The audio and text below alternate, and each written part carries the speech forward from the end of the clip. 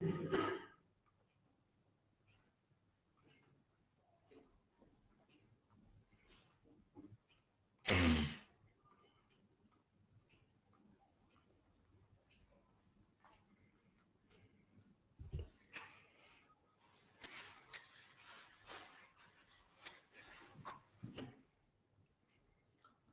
Evening.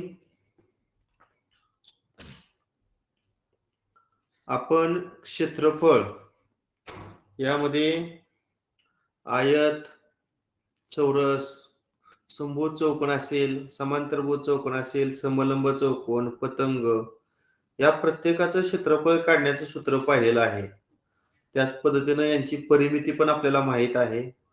वर्तुळाचं क्षेत्रफळ असेल, अर्धवर्तुळाचं क्षेत्रफळ असेल, वर्तुळाचा परिघ असेल, अर्धवर्तुळाची परिमिती असेल, त्याचप्रमाणे विविध प्रकारच्या त्रिकोणाच्या क्षेत्रफळ सूत्र, त्रिकोणाची परिमिती, समभुज त्रिकोणाचं क्षेत्रफळ असेल, हे सगळं पाहिलेलं आहे. आता या सूत्रावर आधारित आज आपल्याला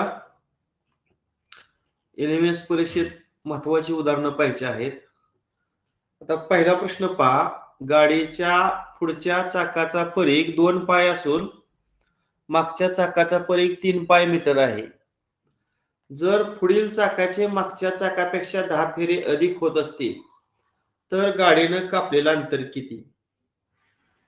आता तुम्हाला माहित असेल, जेव्हा परिघ कमी असतो तेव्हा चाकाचे फेरे जास्त होतात. जेव्हा परिघ कमी असतो तेव्हा चाकाचे फेरे जास्त होतात. बरं, चाकाचे फेरे काढण्याचे सूत्र सांगा बघू. चाकाचे फेरे काढण्याचे सूत्र माहित आहे का? त्या चाकानं कापलेलं अंतर छेद काय? तर त्या चाकाचा परिघ. जे माहित नाही ते लिहून घ्यायची सूत्र वगैरे वहीमध्ये. चाकाचे फेरे बरोबर चाकाने कापलेलं अंतर भागिले चाकाचा परिघ. बर, आता पुढच्या चाकाचा परिघ 2 पाय आणि मागच्या चाकाचा जो परिघ आहे तो 3 पाय आहे. आता मला सांगा, फेर जास्त कोणाचं होणार आहे, मागच्या चाकाचं का पुढच्या चाकाचं?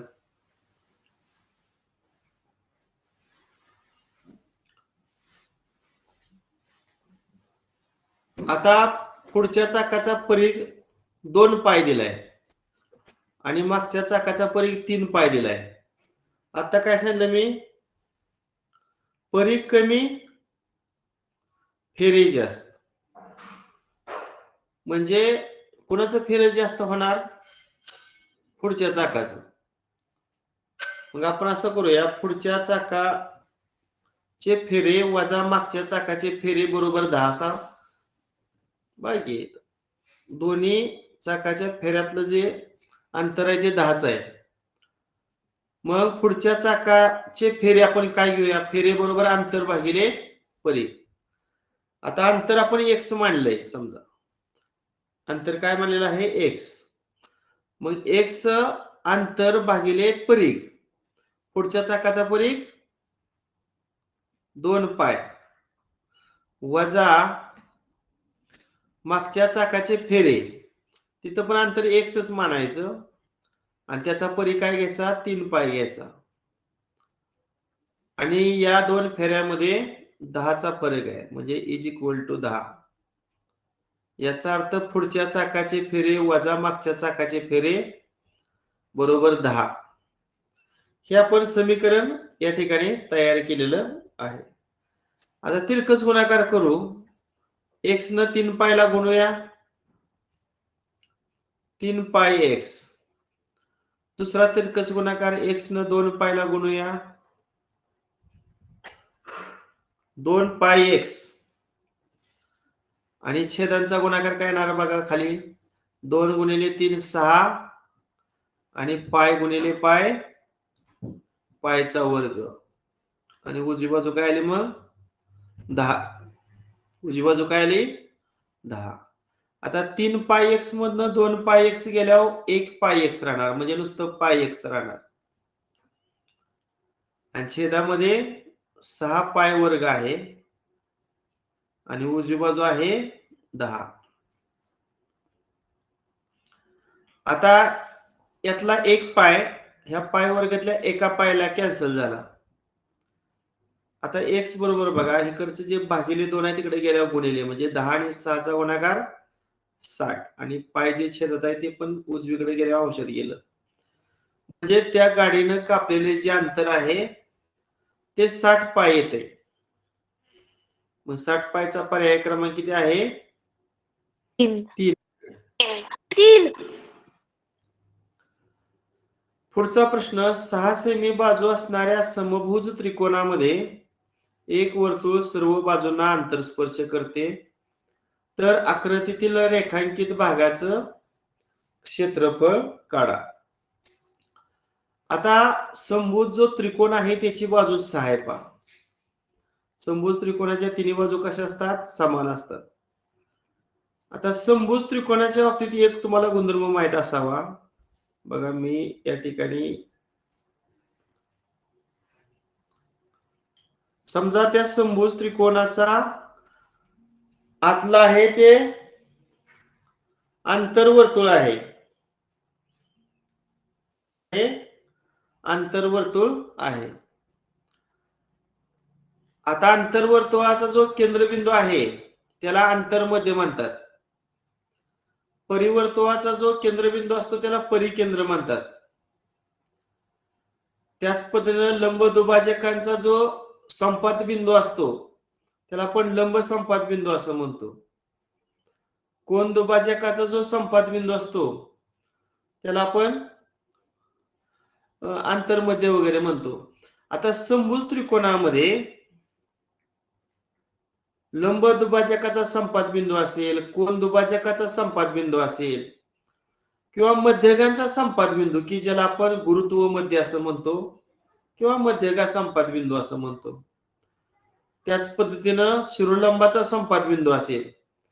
हे सर्व एकच असतात. म्हणजे ह्या आकृतीमध्ये जो ओ दाखवलाय का नाही ओ, तो लंब दुभाजकाचा पण संपात बिंदू आहे, कोन दुभाजकाचा पण संपात बिंदू आहे, मध्यगांचा पण संपात बिंदू आहे आणि शिरोलंबाचा पण काय आहे? संपात बिंदू आहे. आता मी जो उभा रेषाखंड काढलेला आहे तो शिरोलंब तयार झाला समजा. म्हणजे त्या रेषाखंडानं खालच्या बाजूशी काटकोन तयार केलेला आहे.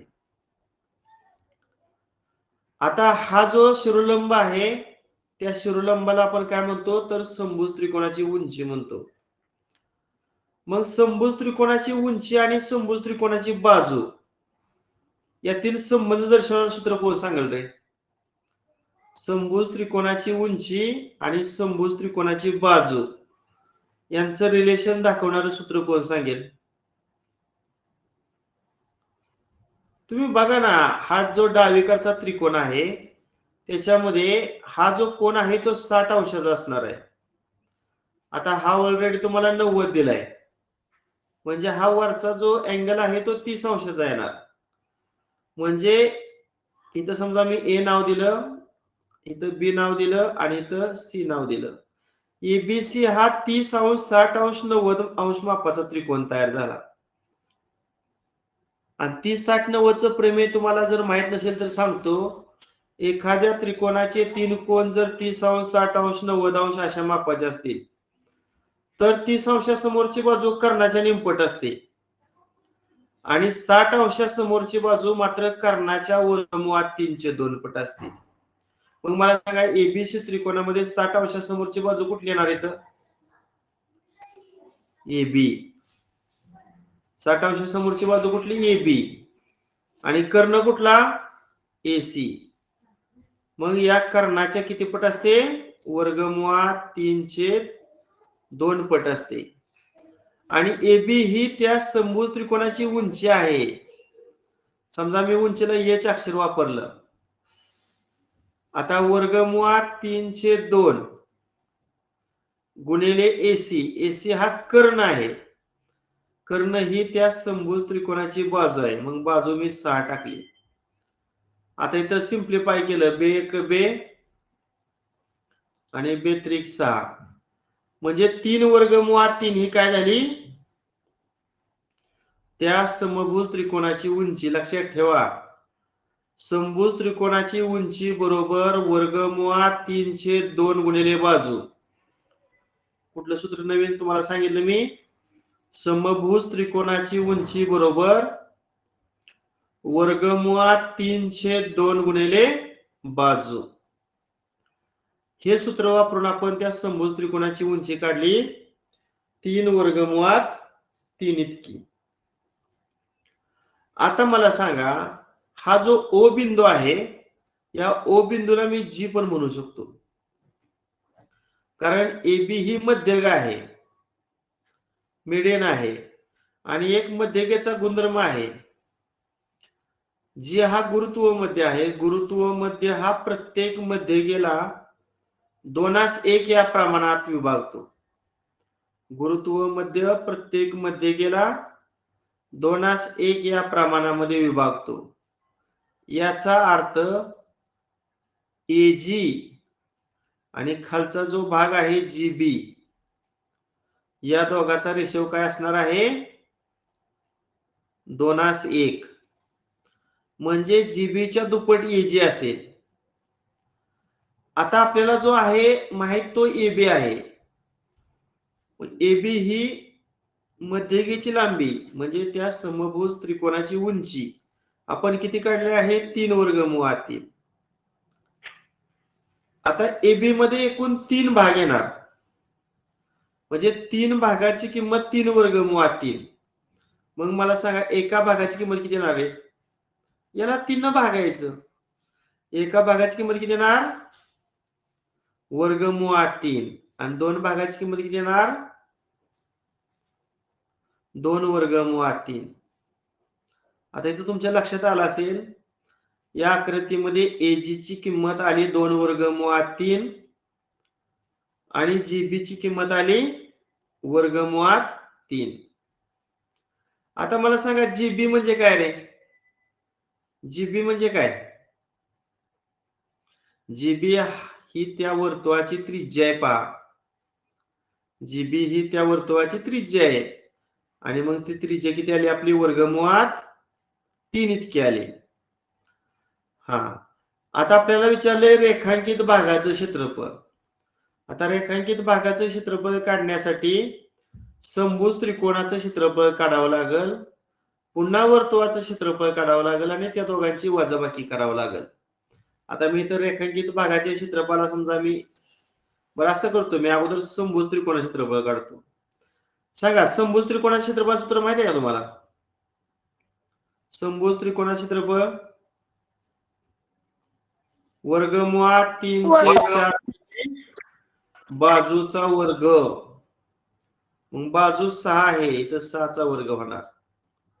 मग बघा वर्गमुळात 3/4 गुणिले 6चा वर्ग किती 36. 4 एके 4 आणि 4 9 36 किती आलं उत्तर समभुज त्रिकोणाचं क्षेत्रफळ आलं 9 वर्गमुळात 3. किती आलं 9 वर्गमुळात 3.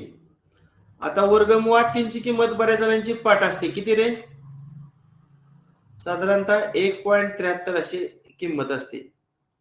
आता बघा 9 त्रिक 27 हाताला 2 9 7 63 2 65 हाताला 6 9 एके 9 आणि 6 15 आणि दशांश नंतर 2 अंक म्हणजे त्या समभुज त्रिकोणाचं क्षेत्रफळ आलं 15.57. आता आपण त्या वर्तुळाचं क्षेत्रफळ काढूया. वर्तुळाच्या क्षेत्रफळाला मी A2 म्हटलं. वर्तुळाच्या क्षेत्रफळ सूत्र काय पाय आर वर्ग. मग पायची किंमत आपण किती घेतो 22/7 आणि किती काढली वर्गमुळात 3. आता त्याचा वर्ग होणार. मग बघा वर्गमुळात 3 चा वर्ग किती 3. आता 22 आणि 3 चा गुणाकार 66 भागिले 7 आता 66 ला जर 7 न भागलं किती रे गुणाकार? 7 9 63, 3 0 30, 7 चौक 28, 2 0 20, 7 2 14, 9.42 अंदाजे. आता आपल्याला काढायचे रेखांकित भागाचं क्षेत्रफळ. रेखांकित भागाचं क्षेत्रफळ बरोबर समभुज त्रिकोणाचं क्षेत्रफळ वजा वर्तुळाचं क्षेत्रफळ. मग आपलं समभुज त्रिकोणाचं क्षेत्रफळ आलं 15.57 आणि वर्तुळाचं क्षेत्रफळ आलं 9.42. करूया वजाबाकी. 7 2 गेलं 5, 5 4 गेलं 1, पुन्हा दशांश चिन्ह आणि 15 9 गेलं 6. 6.15 चौरस सेमी म्हणजेच पर्याय क्रमांक 4. पुढचा प्रश्न, एका चौरसाच्या कर्णाची लांबी 12 सेमी असेल तर त्या चौरसाचं क्षेत्रफळ किती चौरस सेमी असेल? मला चौरसाच्या क्षेत्रफळाचं सूत्र सांगा.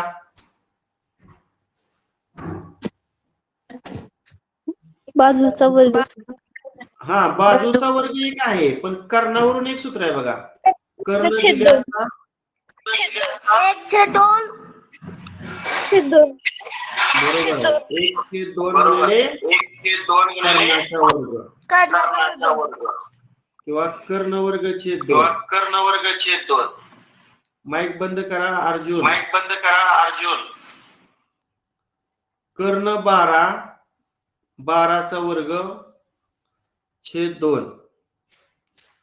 आता 12चा वर्ग किती? 144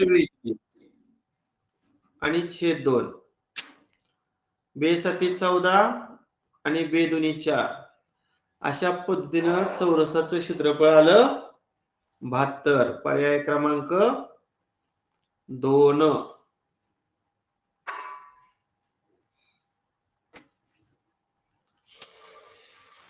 हा, पुढचा प्रश्न, चौरसाची प्रत्येक बाजू जर 50% वाढवली तर तयार होणाऱ्या नवीन चौरसाच्या क्षेत्रफळाचे मूळ चौरसाच्या क्षेत्रफळाशी असणारं गुणोत्तर काढा.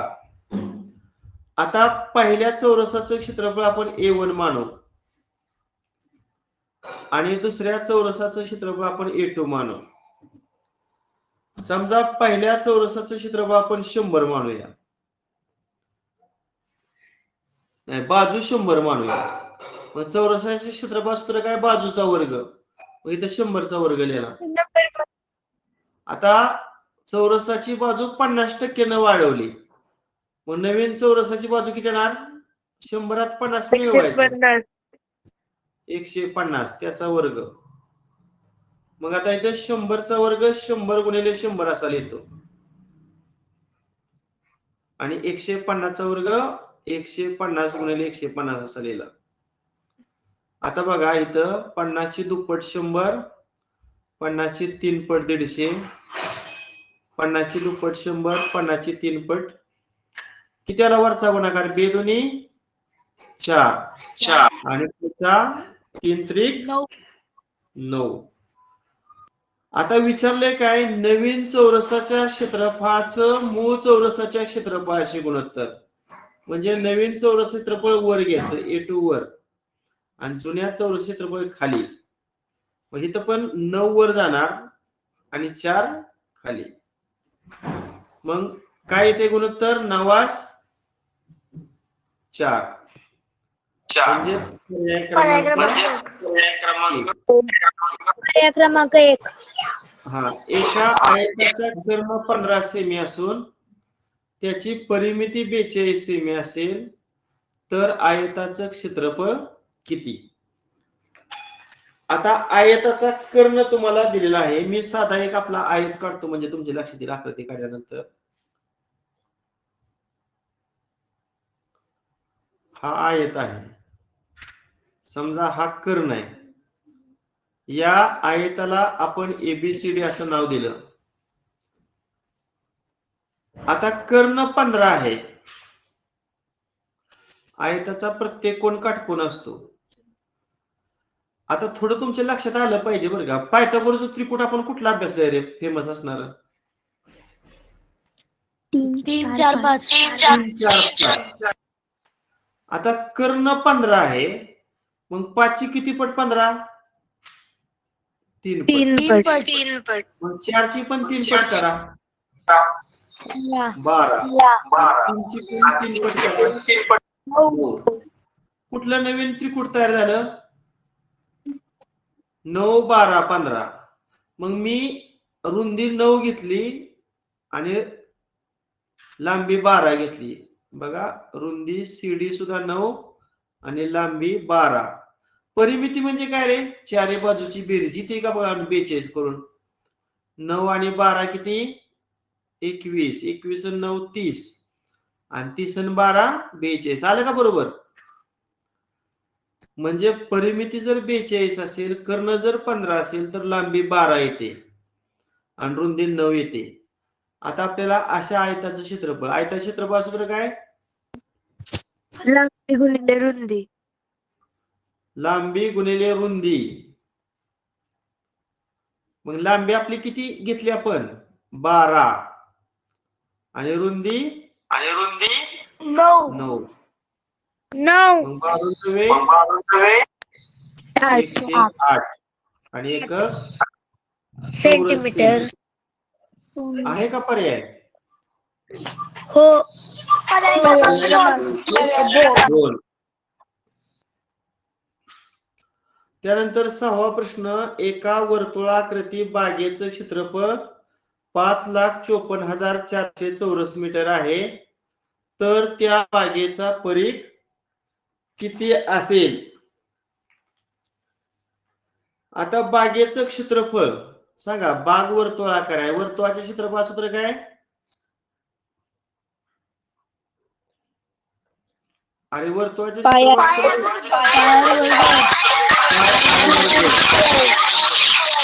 मग 5,54,400 डाव्या बाजूला क्षेत्रफळाची किंमत टाकतो. पायची किंमत 22/7 आणि गुणिले r चा वर्ग. आता 22/7 मी डावीकडे घेतो. 5,54,400 आता भागिले 7 गुणिले होणार आणि गुणिले 22 इकडे छेदामध्ये होणार. आता डाव्या बाजूला आपण संक्षिप्त रूप देऊया. काय ते सांगा आपण? 22 एके 22, 22 दोन्ही किती? 44. राहिलं 11. 11 वर 4 114. 114 म्हणजे 22 पाचा 110. 4 4 44. पुन्हा 22 दोन्ही 44 आणि पुन्हा ते वरचं 2 0. म्हणजे आता 25,200 ला 7 न गुणायचं. 7 0 7 0 1,76,400. 1,76,400. 7 दोन्ही 14 आणि 3 17. आता आपण दोन्ही बाजूची वर्गमूळ काढूया. इथं 2 शून्याचा 1 शून्य. 1764 कोणाचा वर्ग आहे? 1764 कोणाचा वर्ग आहे? सर पर्याय क्रमांक 1. हा, तुम्ही काढले उत्तर बरोबर आहे. 1764 कोणाचा वर्ग आहे मला सांगा? 42 चा. 420. आता आपल्याला परीघ काढायचे. परिघा सूत्र काय? सर्कमफेरन्स ऑफ सर्कल 2 पाय r. 2 पाय r. 2 पाय r. मग पायची किंमत 22/7 आणि r ची किंमत 420. 7 एके 7, 7 चौकोन 42 आणि इथं 0. आता 22 दोन्ही 44 आणि गुणिले 60. 6 चौक 24, हाताला 2, 6 चौक 24 आणि 2 2640. 2640. पर्याय नंबर 1. पर्याय क्रमांक 1. समभुज चौकोनाचे क्षेत्रफळ 144 इथं चौरस सेमी पाहिजे असून त्याच्या एका कर्णाची लांबी दुसऱ्या कर्णाच्या दुप्पट आहे, तर लहान कर्णाची लांबी काढा. आता दुसरा कर्ण लहान आहे असं समजा, मग दुसरा कर्ण आपण एक्स मानला, तर पहिला कर्ण काय येणार आहे? दुप्पट मानल्यावर 2x. 2x. मग समभुज चौकोनाचे क्षेत्रफळ सूत्र काय? एरिया ऑफ रोम्बस 1/2 गुणिले कर्णाच्या लांबीचा गुणाकार. पहिल्या कर्णाला मी D1 म्हटलं आणि दुसऱ्या कर्णाला D2 म्हणलं. मग समभुज चौकोना क्षेत्रफळ डाव्या साईडला किंमत 144 ठेवतो. 1/2.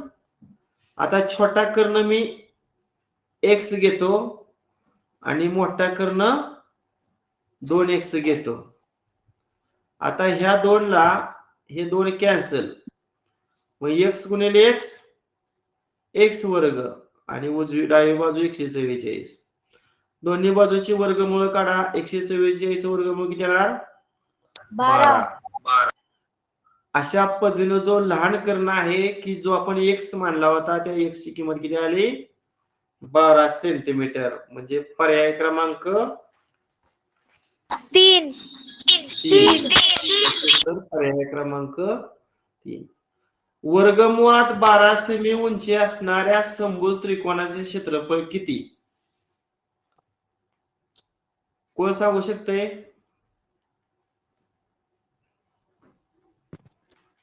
वर्गमुळात 12 सेमी उंची असणाऱ्या समभुज त्रिकोणाचं क्षेत्रफळ किती? आता तुम्हाला मागाशी एक सूत्र सांगितलं होतं, काय रे? समभुज त्रिकोणाची उंची बरोबर वर्गमुळात 3/4 3/2 गुणिले बाजू. आता उंची दिली वर्गमुळात 12, इथं उंची वर्गमुळात 12 टाकतो. आता उजवीकडे जे भागिले 2 आहे ते गुणिले होणार डावीकडं, आणि वर्गमुळात 3 आहे ते छेदामध्ये जाणार. इकडे फक्त बाजूला समजा मी a मानलं. आता वर्गमुळात 12 ची थोडाशी करू आपण, 4 गुणिले 3 करतो आणि गुणिले 2 आणि छेदामध्ये वर्गमुळात 3. आता सांगा, इथं 4चं वर्गमूळ 2 निघणार आणि आत राहणार वर्गमुळात 3 गुणिले 2 आणि छेदामध्ये वर्गमुळात 3. आता ह्या वर्गमुळात 3 ला हे वर्गमुळात 3 गेलं, 2 आणि 2 चा गुणाकार किती? 4. अशा पद्धतीनं चौरसाची बाजू किती आली? 4. आणि मग समभुज त्रिकोणा क्षेत्रफळ सूत्र काय? वर्गमुळात 3/4 गुणिले बाजूचा वर्ग. मग वर्गमुळात 3/4, बाजू आपण किती काढली? 4 काढली, आणि 4चा वर्ग किती? 16. आता इथं 4 एके 4 आणि 4 1 16. वर्गमुळात 3 गुणिले 4, 4 अगोदर घेतो आणि नंतर वर्गमुळात 3. बघा, 4 वर्गमुळात 3 म्हणजे 8व्याचं उत्तर पर्याय क्रमांक 2 हे आहे. एका समभुज चौकोनाची परिमिती 40 सेमी असून एका कर्णाची लांबी 16 सेमी आहे, तर त्या समभुज चौकोनाचं क्षेत्रफळ किती? आता एक समभुज चौकोनाची आकृती काढतो पहिल्यांदा, म्हणजे लक्षात येईल. आता हा आहे तो छोटा कर्ण आहे आणि हा आहे तो मोठा कर्ण आहे. समभुज चौकोनाचे कर्ण परस्परांना काटकोनात दुभागतात. मग इथं काटकोन, ह्या कर्णाचं हे 2 समान भाग, या कर्णाचं हे 2 समान भाग. समजा या समभुज चौकोनाला आपण ABCD असं नाव दिलं.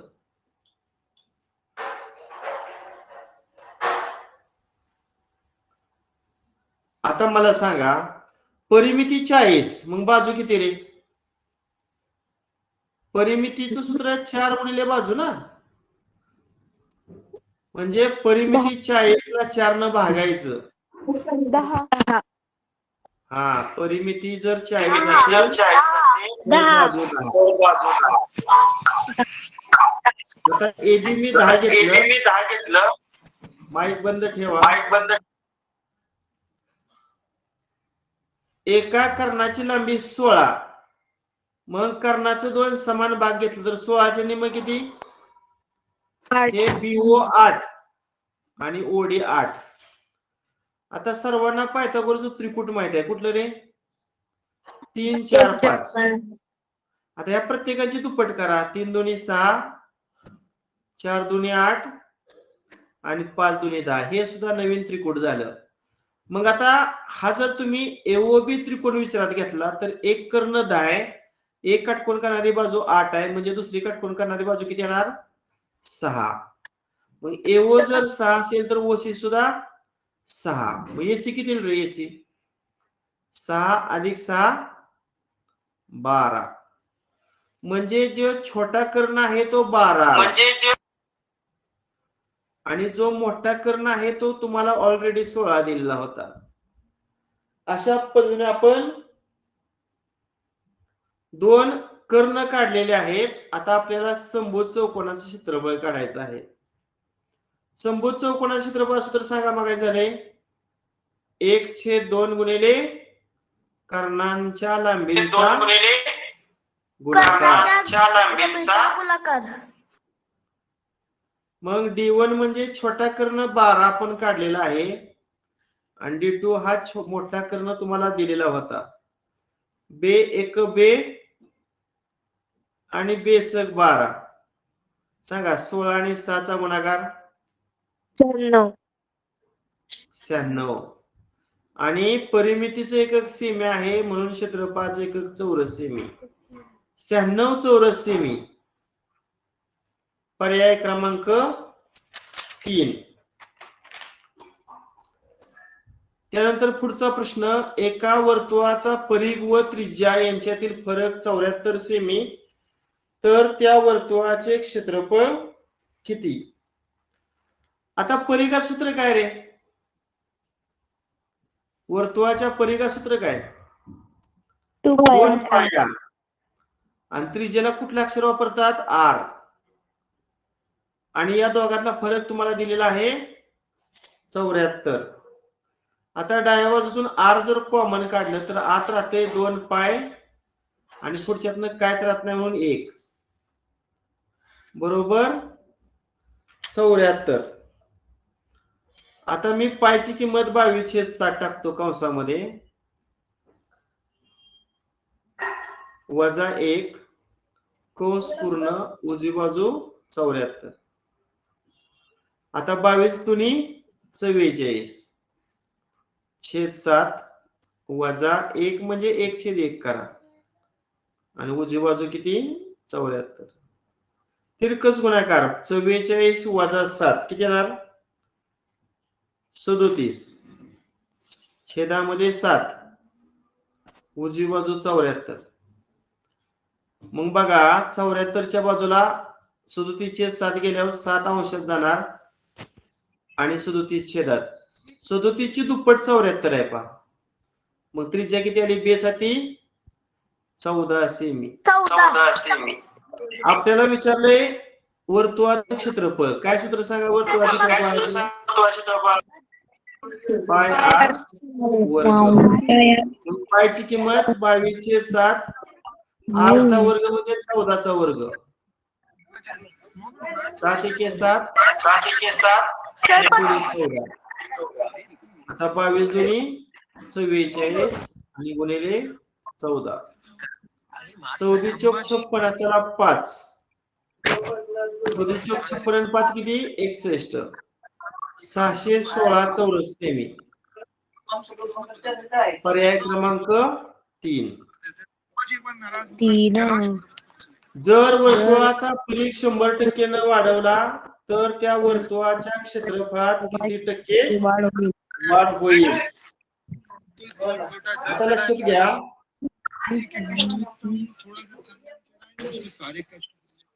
वर्तुळाचा परिघ 100% न वाढवला तर त्या वर्तुळाच्या क्षेत्रफळात किती टक्के वाढ होईल?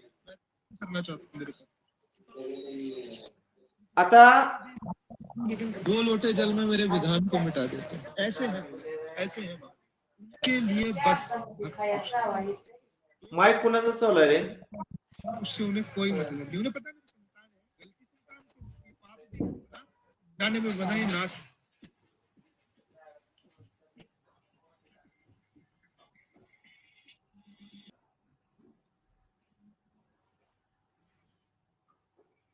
हा, जर वर्तुळाचा परिघ 100% न वाढवला तर त्या वर्तुळाच्या क्षेत्रफळामध्ये किती टक्के वाढ होईल? आता परिघ 100% न वाढवला म्हणजे त्रिज्या सुद्धा 100% न वाढणार आहे, कारण वर्तुळाचा परिघ आणि वर्तुळाची त्रिज्या यांच्यामध्ये समचलन असतं. म्हणजे परिघ वाढला त्या पटीमध्ये त्रिज्या सुद्धा वाढणार आहे. मग क्षेत्रफळात किती वाढ होईल? आता वर्तुळाच्या क्षेत्रफळ सूत्र काय आहे? पाय आर वर्ग. पहिल्या वर्तुळाचे क्षेत्रफळ A1, पहिल्या वर्तुळाची त्रिज्या R1, दुसऱ्या वर्तुळाचे क्षेत्रफळ A2 आणि दुसऱ्या वर्तुळाचे क्षेत्रफळ पाय R2 चा वर्ग. समजा पायला पाय गेलं, इथं राहणार R1 वर्ग आणि खाली राहणार काय? R2 चा वर्ग. म्हणजे दोन वर्तुळांच्या क्षेत्रफळांचे गुणोत्तर त्रिज्येच्या वर्गाच्या गुणोत्तरा इतके असते.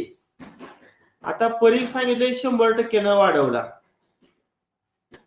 समजा परिघ जेवढा वाढेल तेवढंच त्रिज्या वाढते. आता समजा त्रिज्या मी 100 धरली तर इथे 100चा वर्ग होणार.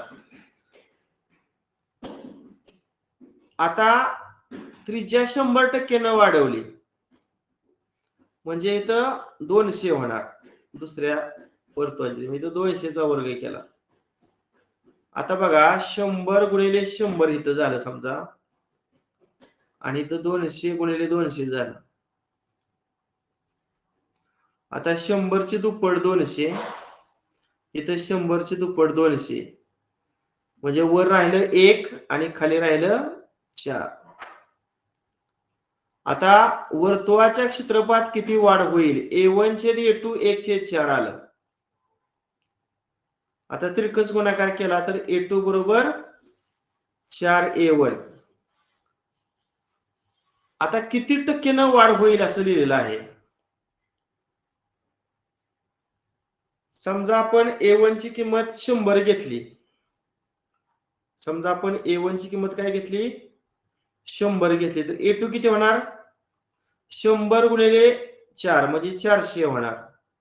मग किती टक्केनं वाढ झाली? तर इथं 100 मधून 400 तून आपल्याला 100 मायनस करावं लागणार आहे. याचा अर्थ 300% वाढ. म्हणजे 11चं उत्तर पर्याय क्रमांक 3.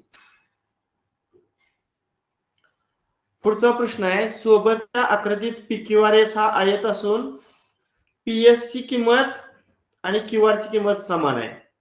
समजा हे पण 7 आहे आणि ही पण 7 आहे. आता ही त्रिज्या 7 आहे, ही पण त्रिज्या 7 आहे. रेखांकित भागाचं तुम्हाला काय विचारलेलं आहे? क्षेत्रफळ विचारलेलं आहे. आता पहिल्यांदा आपण आयताचे क्षेत्रफळ काढू, पुन्हा अर्धवर्तुळाचे क्षेत्रफळ काढून त्या दोघांची वजाबाकी करूया. सांगा आयताचे क्षेत्रफळ सूत्र काय? लांबी गुणिले रुंदी. मग सांगा लांबी किती आहे? ही 7 आणि हे 7 करा बेरीज. लांबी 14 आहे आणि रुंदी किती आहे? 7. किती आल्या? 14 आणि 7 चा गुणाकार 98. हे झालं आयताचं क्षेत्रफळ. आता A2 म्हणजे अर्धवर्तुळाचे क्षेत्रफळ. अर्धवर्तुळाचे क्षेत्रफळ म्हणजे वर्तुळाच्या क्षेत्रफळाच्या निमपट, म्हणजे 1/2 पाय आर वर्ग. मग 1/2 आणि पायची किंमत किती घेऊया? 22/7 आणि त्रिज्या 7 म्हणजे 7चा वर्ग 7 गुणिले 7. आता ह्या 7 ला हे 7 गेलं, बे1 बे बे1 बे आणि 11 किती? 77. आणि मग तुम्हाला रेखांकित भागाचं क्षेत्रफळ जर काढायचं असेल तर आयताच्या क्षेत्रफळातून अर्धवर्तुळाचं क्षेत्रफळ वजा करायचं. आयताचं क्षेत्रफळ 98 वजा अर्धवर्तुळाचं क्षेत्रफळ 77. किती वजाबाकी ते? तर 21. बघा 21 चा पर्याय आहे पर्याय क्रमांक 4. 880 सेमी अंतर कापण्यासाठी एका वर्तुळाकार चाकाचे 4 फेरे पूर्ण होतात, तर त्या चाकाची त्रिज्या किती? आता मगाशी हे सूत्र सांगितलं होतं, चाकाचे फेरे बरोबर चाकाने कापलेलं अंतर भागिले त्या चाकाचा परिघ. आता हे सूत्र या ठिकाणी आपण वापरूया. आता 4 फेरे पूर्ण होतात, फेरेची किंमत डाव्या साईडला 4 टाकतो. आता अंतर आहे 880, वर 880 लिहितो आणि परिघाला सर्कम्फरन्स मधलं सी अक्षर वापरतो. म्हणजे तिरकस गुणाकार केला तर 4c बरोबर 880 होणार. आपल्याला विचारलंय त्रिज्या. बरं ठीक आहे, परिघाचं सूत्र टाकूया 2 पाय. उजवी बाजू किती 880, मग 4 दुनी 8, पायची किंमत 22/7 गुणिले r 880. आता डावीकडे फक्त r ठेवूया. आता हे जे भागिले 7 आहे ते इकडे आल्यावर गुणिले होणार आणि 8 आणि 22 छेदामध्ये येणार. 22 एके 22, 22 चौक 88 आणि 0 ला 0. 8 एके 8, 8 पंचे 40. किती आलं? 5 आणि 7 चा गुणाकार 35 सेमी, म्हणजे पर्याय क्रमांक 2. एका बैलगाडीच्या चाकाचा व्यास 0.98 मीटर आहे. बैलगाडीला 1.54 किलोमीटर अंतर कापण्यासाठी किती फेरे? आता लक्षात ठेवा, त्रिज्या ही व्यासाची निम्मी असते. मग 0.98 च्या जर निम्म केलं तर 0.49 येणार. ते एक आहे मीटर आणि जे अंतर आहे डिस्टन्स ते आहे 1.54 किलोमीटर. आता किलोमीटरचं मीटर मध्ये करायचं असेल तर 1000 न गुणावं लागेल, म्हणजे 1540 मीटर आलं. आता आपल्याला त्रिज्या मिळालेली आहे 0.49 मीटर आणि अंतर मिळालेलं आहे 1540 मीटर. आता आपल्याला पहिल्यांदा परिघ काढावं लागेल. परिघाचं सूत्र काय आहे? 2 पाय r. पायची किंमत 22/7 आणि r ची किंमत 0.49. करूया सिम्प्लिफाय. 7 0 0 पुन्हा 0 आणि 7 7 49. मग 22 दुनी 44 गुणिले 0.07. 44 गुणिले 0.07. 2 पाय r 44 गुणिले 0.07. आता चाकाचे फेरे काढण्याचे सूत्र काय सांगितलं मगाशी? तर चाकाने कापलेला अंतर भागिले चाकाचा परिघ. मग आपण अंतर किती काढले? 1540 आणि खाली परिघ आपला 44 गुणिले 0.07 आला. आता इथं सिम्प्लिफाय करूया. 22 दुनी 44, 22 7 154, 0 बे 1 बे, बे 3 6, बे 5 10, म्हणजे 35/0.07. आता खाली 100 न गुणून वर 100 न गुणू. वर 100 न गुणल्यावर 3500, 3500 आणि खाली 7. मग 7 5 35 आणि वरचं 2 0. अशा पद्धतीनं 500 फेरे पूर्ण होतील. म्हणजे याचं उत्तर पर्याय क्रमांक 3. आणि शेवटचा प्रश्न आहे, चौकोन एबीसीडी हा समलंब चौकोन असून एडी आणि बीसी या समभुजा समांतर, ही एबी आणि ही सीडी समान आहे, तर त्या समलंब चौकोनाचं क्षेत्रफळ काय? समलंब चौकोनाचं क्षेत्रफळ काढण्याचं सूत्र आहे 1/2 गुणिले समांतर बाजूंच्या लांबीची बेरीज गुणिले उंची. आता मी येत ना असा खाली लंब टाकतोय पहा. आता इथे लंब जो टाकलेला आहे त्याला नाव देतो ई, नाव देतो ई. आता हा आयत तयार झाला. आयताच्या समोरासमोरच्या बाजू समान. मग ही बाजू एई 5 आली आणि पुढची एडी 40 आहे म्हणून EF सुद्धा 40. आता AEB 45 45 90 मापाचा त्रिकोण तयार झाला. मग ह्याच्यामध्ये एकरूप कोणासमोरच्या बाजू एकरूप, मग AE जर 5 असेल तर BE सुद्धा 5 पहा. सेम इकडच्या त्रिकोणामध्ये हा कोण 45 असेल, हा कोण 45 असेल. मग ही बाजू जर 5 असेल तर ही बाजू सुद्धा 5. आता मला सांगा BC बाजू किती येणार? BE 5 अधिक EF 40 अधिक FC 5. आता ह्या सगळ्यांची जर बेरीज केली तर ती किती ते 50 येते. म्हणजे खालची जी समांतर बाजू आहे ती 50, वरची समांतर बाजू 40 दिलेली आहे आणि उंची जी आहे ती 5 दिली. आता समलंब चौकोनाचं क्षेत्रफळ सूत्र काय? 1/2 समांतर बाजूंची बेरीज, वरची बाजू 40 अधिक खालची समांतर बाजू किती आली ती 50 आणि गुणिले उंची 5. आता इथं सिंप्लिफाय करूया. 1/2 40 आणि 50 ची बेरीज 90 आणि गुणिले 5.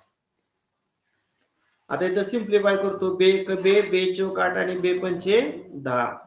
45 गुणिले 5, 5 5 25, 7 2 5 20 आणि 2 22, 225.